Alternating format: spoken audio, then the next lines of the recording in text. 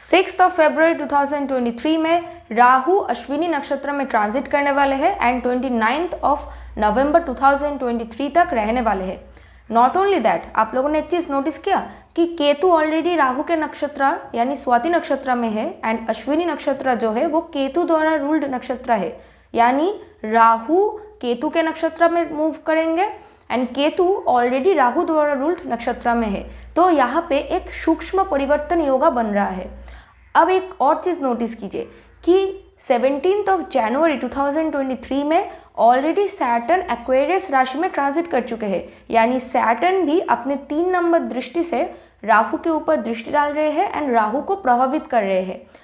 After that 14 मार्च 2023 से लेकर 17 अक्टूबर 2023 तक सैटर्न शतभिषा नक्षत्र में रहने वाले हैं, जो कि राहु द्वारा रूल्ड नक्षत्र है। अब 22 अप्रैल 2023 में जुपिटर भी राहु के साथ कंजंक्शन में आने वाले हैं, क्योंकि जुपिटर एरीज राशि में मूव करने वाले हैं, जहाँ पे ऑलरेडी राहु है ट्रांजिट वाइज। तो आप लोग समझ सकते हो कि कितने सारे फिनोमिनन्स, कितने सारे इवेंट्स एक ही साथ हो रहे हैं एरीज साइन में।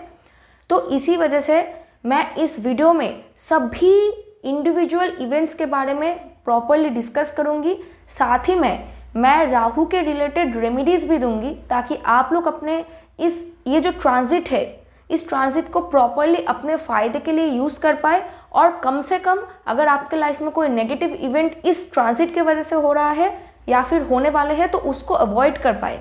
उससे बच सके। तो रेमेडी जो है वो मैं सबसे आखिर में देती हूँ, पर उससे पहले मैं इन सभी फैक्ट्स के बारे में प्रॉपरली इस वीडियो में डिस्कस करूँगी। तो क्योंकि ये जो ट्रांजिट है वो 10 महीना लंबा ट्रांजिट है, ऑलमोस्ट 2023 पूरा कवर हो रहा है इस ट्रांजिट के अंदर। तो मैं आप सभी दर्शकों को रिक्वेस्ट करूंगी कि प्लीज़ बिना स्किप किए इस वीडियो को एकदम एंड तक पूरा देखिए, एंड अगर आप लोगों को ये वीडियो अच्छा लगे तो प्लीज़ वीडियो को लाइक कीजिए, कमेंट कीजिए एंड मेरे चैनल को सब्सक्राइब कर लीजिए, बेल आइकन को ऑन कर लीजिए, क्योंकि इसके बाद मैं पार्ट 2 बनाऊँगी, जहाँ पर मैं इस ट्रांजिट के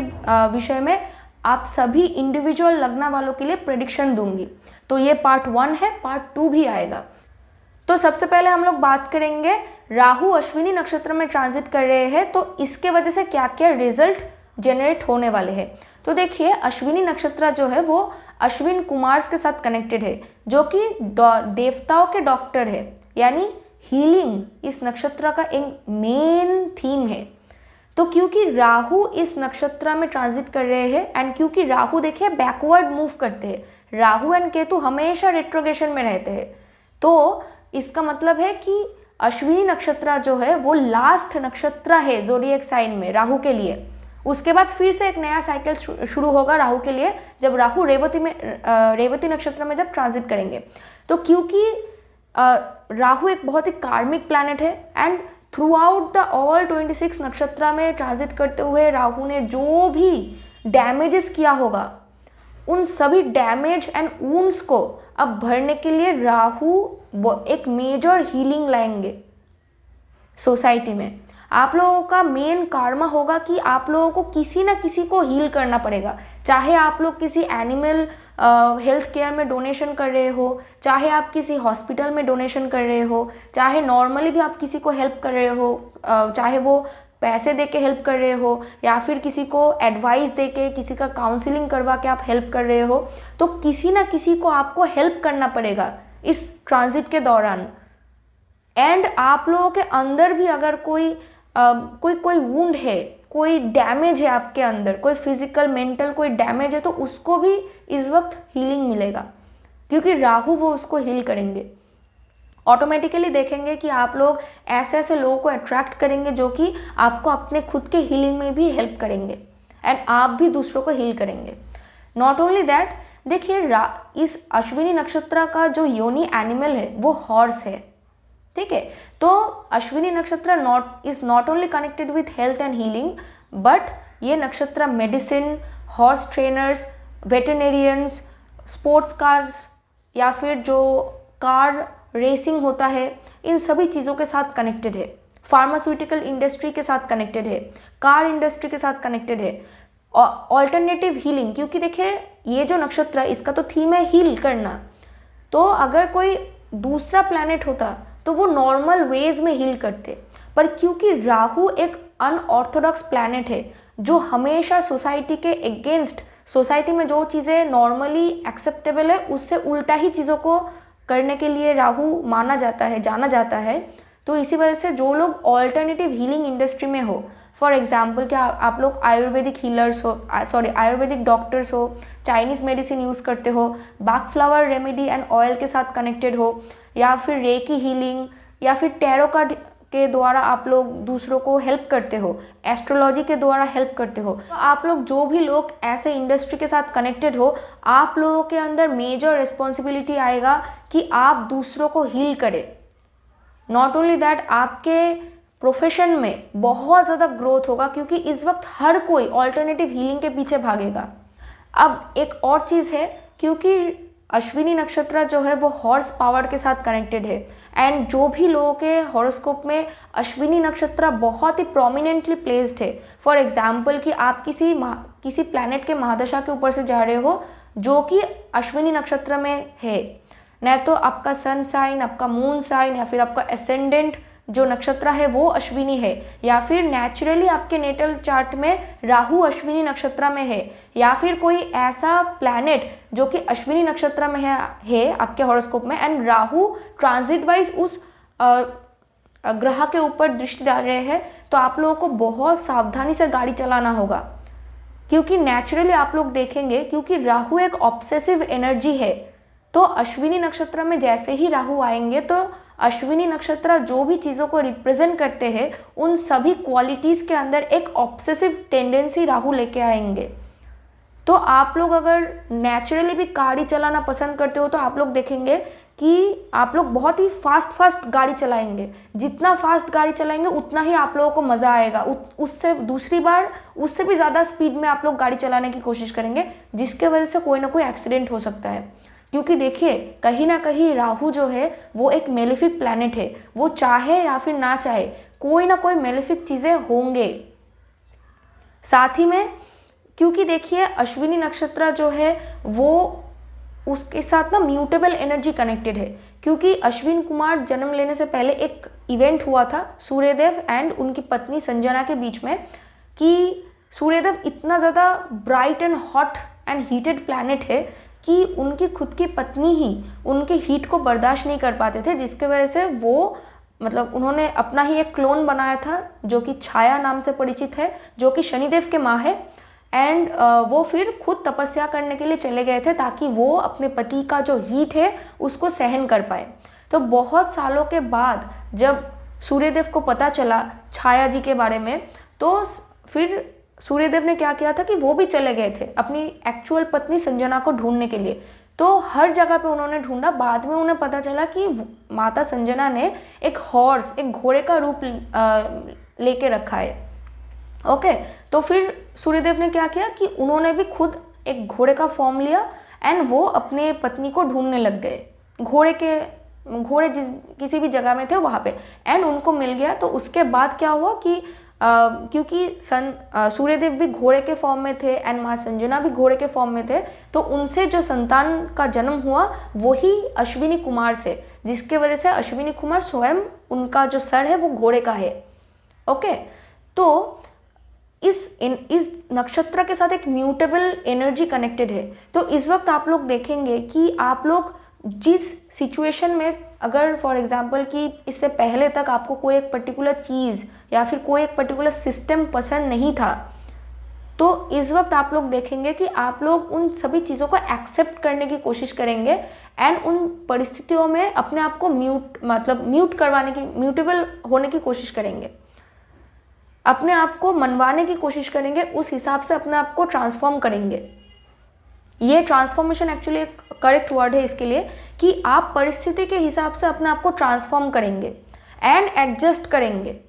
तो एक म्यूटेबल एनर्जी इस नक्षत्र के साथ कनेक्टेड है, जो कि आप लोग मेजरली देख पाएंगे।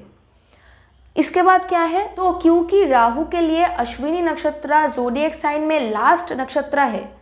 तो इसके बाद जब भी राहु रेवती नक्षत्र में ट्रांजिट करेंगे, मतलब राहु के लिए एक नया साइकिल शुरू होगा। तो तो इसका मतलब जो भी साइकिल राहु ने पहले स्टार्ट किया था उसका एक एंडिंग होगा, यानी आप लोगों के लाइफ में एक पास्ट साइकिल जो चल रहा था उसमें क्लोजर आएगा एंड एक नया लाइफ साइकिल स्टार्ट होगा। बट ये जो क्लोजर है, उस क्लोजर के दौरान आपको मेजर लाइफ चेंजिंग डिसीजंस लेने पड़ेंगे, जिसको आपको बहुत ही सोच एंड समझ के लेना पड़ेगा। इसका मतलब सोल का एक पर्टिकुलर, क्योंकि राहु एंड केतु जो है वो चंद्र यानी मून का south node and north node है, तो इसका मतलब सोल का एक मेजर मिशन खत्म होगा एंड एक नया लाइफ साइकिल, एक नया सोल मिशन शुरू होगा। ओके, तो अब हम लोग बात करेंगे सूक्ष्म परिवर्तन योगा के बारे में। सूक्ष्म परिवर्तन योगा तब बनता है जब कोई दो प्लैनेट एक दूसरे के द्वारा रूल्ड नक्षत्र में जब वो लोग बैठते हैं, जैसे कि अभी हो रहा है कि केतु राहु द्वारा रूल्ड नक्षत्र स्वाति में है एंड राहु जो है वो अश्विनी नक्षत्र में ट्रांजिट करने वाले हैं जो कि केतु द्वारा रूल्ड है। तो इसका मतलब क्या है कि कहीं ना कहीं राहु ऐसा बिहेव करेंगे कि राहु केतु के पोजीशन पे है एंड केतु बिहेव करेंगे जैसे मानो कि केतु राहु के पोजीशन में है एंड वो दोनों ही एक दूसरे के साथ कनेक्टेड है। तो इसके वजह से क्या होगा कि क्योंकि स्वाति नक्षत्र लिब्रा राशि में फॉल करता है जो कि union, partnership, relationship, business, other people in general, mass people को रिप्रेजेंट करता है, तो इस वक्त आप लोग ना क्या करेंगे कि मोस्टली आप लोगों का फोकस होगा कि कोई रिलेशनशिप बन जाए, चाहे वो लव रिलेशनशिप हो, चाहे वो बिजनेस पार्टनरशिप हो, चाहे बहुत सारे प्रोफेशनल नेटवर्क सर्कल आप लोग बनाने की कोशिश करो जिससे आपको फ़ायदा मिले, क्योंकि राहु एक ऑब्सेसिव एंड एक बहुत ही डिज़ायरफुल प्लैनेट है, तो वो कभी किसी को ऐसे ही कुछ नहीं देता है, वो एक गिव एंड टेक पॉलिसी होता है एंड मैक्सिमम टाइम राहु को ज़्यादा चाहिए, वो ज़्यादा देता नहीं है, ज़्यादा चाहिए होता है राहु को। तो आप लोग देखेंगे कि आप लोग रिलेशनशिप में फोकस करेंगे, आप लोग बहुत सारे मास पीपल के साथ कनेक्टेड होना चाहेंगे, सोशल मीडिया में ज़्यादा एक्टिव होना चाहेंगे, अपने आप को बहुत ही क्रिएटिवली आप लोग एक्सप्रेस करवाने की कोशिश करेंगे, क्योंकि राहु मतलब ऑल्दो कि ये सूक्ष्म परिवर्तन योगा बन रहा है पर एक्चुअली में हम लोग तो इसको झुटला नहीं सकते हैं कि राहु एरीज राशि में है जो कि एक्चुअल कालपुरुष कुंडली में लग्न पे फॉल करता है, राइट। यानी हमारा पूरा बॉडी इस वक्त राहु के साथ किसी ना किसी तरीके से कनेक्टेड है कि राहु हमारे फुल बॉडी को, खास करके हमारे जो ओवरऑल नेम फेम रिकग्निशन है उसको कंट्रोल कर रहे हैं इस वक्त। तो इस वजह से क्या होगा कि आप खुद को भी डायनामिकली रिप्रेजेंट करवाने की कोशिश करेंगे। अश्विनी नक्षत्र क्योंकि घोड़े के एनर्जी के साथ एंड हॉर्स पावर के साथ कनेक्टेड है, राहु ऑब्सेसिव एनर्जी है, तो आप मास पीपल के सामने बहुत ही ज़्यादा डायनामिकली अपने आप को एक्सप्रेस करवाने की कोशिश करेंगे, नया नया बिजनेस पार्टनरशिप ढूंढने की कोशिश करेंगे, नए लोगों को ढूंढने की कोशिश करेंगे जो कि आपको अपने सक्सेस में हेल्प कर सके। तो इस वक्त ऐसे लोगों के साथ आप मिल भी पाएंगे क्योंकि आप लोगों के अंदर म्यूटेबल एनर्जी होगा, दूसरों के साथ अच्छी तरीके से जेल करने का कैपेसिटी इस वक्त आप लोगों के अंदर आएगा, डिप्लोमेसी आप लोगों के अंदर आएगा। एट द सेम टाइम क्या होगा कि क्योंकि राहु एंड केतु दोनों ही मून के नोड्स है, तो इस वक्त आप लोग बहुत ज़्यादा इंटरनली भी एक दूसरे मतलब अपने आप को समझने की कोशिश करेंगे, अपने आप को बेहतर बनाने की कोशिश करेंगे। तो ये एक चीज़ जो है वो इस ट्रांजिट के वजह से होगा। नॉट ओनली दैट, क्योंकि राहु एंड केतु जो है वो कार्मिक प्लैनेट्स है, तो इस वक्त जो भी रिलेशनशिप बनेंगे ऐसा नहीं है कि वो रिलेशनशिप सारी ज़िंदगी भर रहेगा, क्योंकि अभी जो रिलेशनशिप बन रहा है वो बेस्ड ऑन कि आपको क्या चाहिए एंड दूसरा इंसान क्या आपको दे सकता है। तो अभी जो रिलेशनशिप बनेंगे ना, most of the cases chances यही है कि वो रिलेशनशिप लॉन्ग लास्टिंग नहीं होगा। स्पेशली अगर कोई लव रिलेशनशिप है तो वो कार्मिक होने के चांसेस बहुत ज़्यादा है। तो आप लोगों को बहुत ही सोच समझ करके एक्चुअल रिलेशनशिप में जाना है, नहीं तो प्रॉब्लम होगा। अगर आपको जानना है कि केतु स्वाति नक्षत्र में कैसे बिहेव करेंगे तो उसके विषय में मैंने ऑलरेडी वीडियो बना दिया है, जिसका लिंक इस वीडियो के डिस्क्रिप्शन बॉक्स में आपको मिल जाएगा, नहीं तो कमेंट सेक्शन में भी मिल जाएगा, आप लोग चेक कर सकते हैं। ओके, देखिए ऑलरेडी राहु एरीज राशि में है। आफ्टर 22 अप्रैल जुपिटर जो है वो एरीज राशि में ट्रांजिट करेंगे। अब ऑलरेडी 17 जनवरी 2023 में सैटर्न एक्वेरियस राशि में ट्रांजिट कर चुके हैं, जिसके वजह से शनिदेव भी अपने 3 नंबर दृष्टि से राहु के ऊपर प्रभाव दिखा रहे हैं। नॉट ओनली दैट, 14 मार्च से लेकर 17 अक्टूबर, उसके बाद 22 नवंबर से लेकर 5 अप्रैल 2024 सैटर्न जो है वो शतभिषा नक्षत्र में रहने वाले हैं, यानी ट्रांजिट करने वाले हैं। एंड शतभिषा नक्षत्र को राहु रूल करते हैं, यानी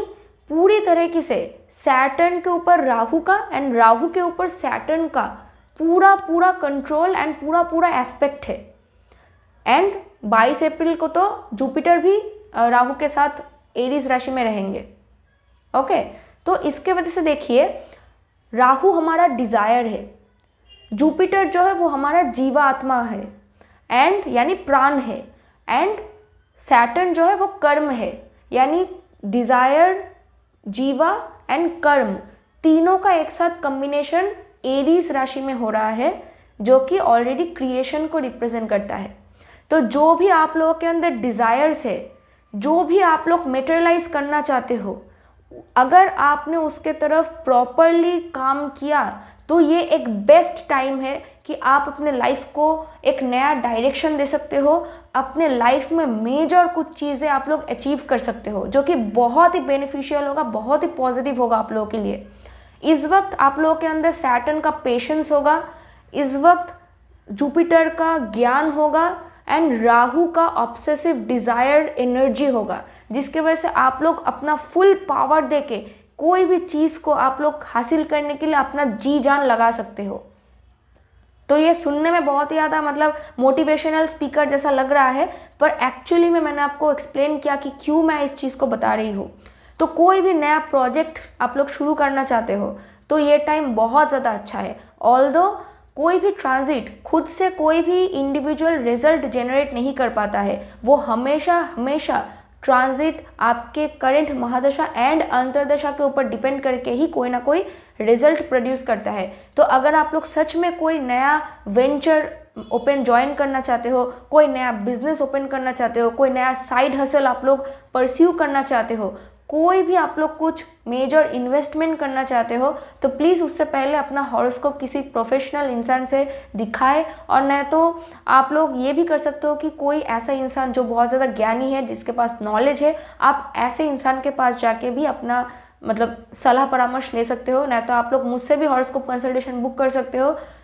मुझसे हॉरोस्कोप कंसल्टेशन बुक करने के लिए आपको मुझे ईमेल सेंड करना पड़ेगा ऑन bookconsultation.1@gmail.com। उसके बाद मैं अपना जो भी डेट्स अवेलेबल होंगे एंड जो भी बुकिंग प्रोसेस होंगे मैं उसको बता देती हूँ। ओके, तो ये जो टाइम है कोई भी नया चीज़ करने के लिए बहुत ही एक अच्छा टाइम है। ओके, साथ ही में आप लोग एक और चीज़ नोटिस कीजिए कि क्योंकि जुपिटर जो है वो ही एकमात्र बेनिफिक है, बट राहु एंड सैटर्न दोनों ही मेलेफिक है। तो कहीं ना कहीं आपका जो जीव, आपका जो प्राण है, उस चीज़ को अचीव करने के लिए इतना ज़्यादा आप लोग अपने आप को निछावर करेंगे, इतने ज़्यादा बिजी हो जाएंगे कि आपके हेल्थ के ऊपर इफेक्ट आ सकता है, क्योंकि अल्टीमेटली दोनों ही जो है वो मेलेफिक प्लैनेट है, दोनों जुपिटर को इस तरह से क्रश कर रहे हैं। तो अपने हेल्थ के ऊपर भी आपको ध्यान देना पड़ेगा, अपने आप को भी हील करना पड़ेगा। नॉट ओनली दैट, यहाँ पे एक मेंटल प्रेशर आप लोगों के अंदर आ सकता है, तो उसके ऊपर भी एक शारीरिक प्रेशर आप लोगों के अंदर जनरेट हो सकता है, जिसको अगर आप लोगों ने प्रॉपरली मेंटेन नहीं किया तो फिर प्रॉब्लम हो सकता है। उसके बाद देखिए, शतभिषा नक्षत्र भी हेल्थ एंड हीलिंग के साथ कनेक्टेड है, बट साथ ही में यहाँ पे एक और चीज़ है। शतभिषा नक्षत्र का जो योनि एनिमल है वो भी हॉर्स है, एंड अश्विनी नक्षत्र का भी जो योनि एनिमल है वो भी हॉर्स है। अब अश्वानी का जो एनर्जी है वो एक्चुअली जो भी हॉर्स पावर है उसके साथ कनेक्टेड है, बट शतभिषा नक्षत्र जो है वो एक्वेरियस साइन में फॉल करता है, एंड एक्वेरियस साइन का जो एक्चुअल जो रूलर है वो राहु एंड सैटर्न दोनों ही है, पर 90% ऑफ द ज़ोडिएक साइन जो है 90% ऑफ एक्वेरियस साइन जो है वो सैटर्न रूल करते हैं, एंड बाकी 10% राहु रूल करता है, क्योंकि राहु एक नॉन फिजिकल प्लैनेट है, राहु का कोई एक्चुअल फिजिकल बॉडी नहीं है। तो शतभिषा नक्षत्र के अंदर भी सैटर्न का एक मेजर थीम है,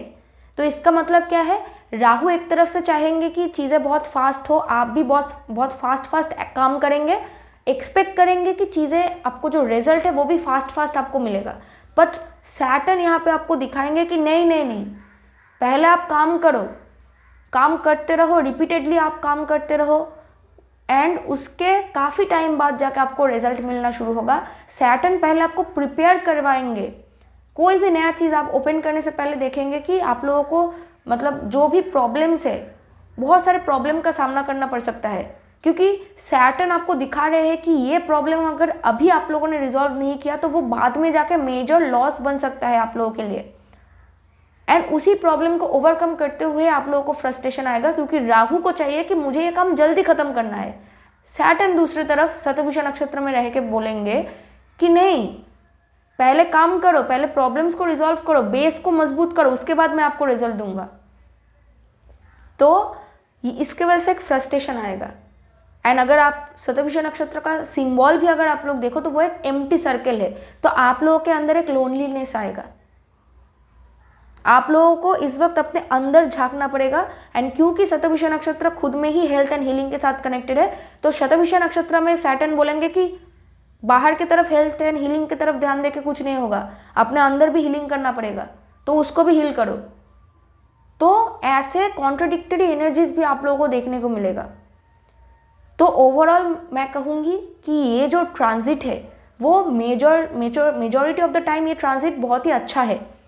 जिसको अगर आप लोगों ने प्रॉपरली यूज़ किया तो ये आप लोगों के लिए बहुत ज़्यादा बेनिफिशियल हो सकता है। ओके, अब मैं आप लोगों को कहूँगी कि रेमेडीज़ क्या क्या है। तो देखिए, राहु एंड सैटर्न दोनों ही lord Shiva and lord Hanuman के साथ कनेक्टेड है।